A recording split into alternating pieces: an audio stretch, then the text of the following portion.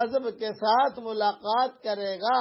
مجھے اندھا رہنا منظور ہے لیکن خدا کے غضب اور غصے کو میں برداشت نہیں کر سکوں گا. یہ ان کا تقویٰ تھا.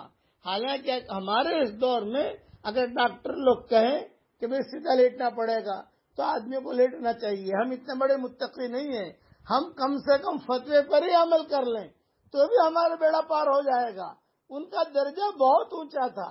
ان کا خیال بہت اونچا تھا. اس لیے کہ وہ 3 باتوں کا ہمیشہ مراقبہ کرتے تھے.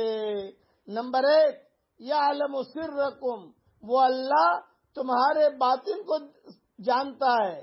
وہ نمبر 2، وجہرکم، اور تمہارے ظاہر کو بھی جانتا ہے. نمبر 3، وَيَعْلَمُ مَا تَكْسِبُونَ، جو تم کرتے ہو اسے بھی جانتا ہے. یہ 3 مراقبہ اگر آدمی کرے گا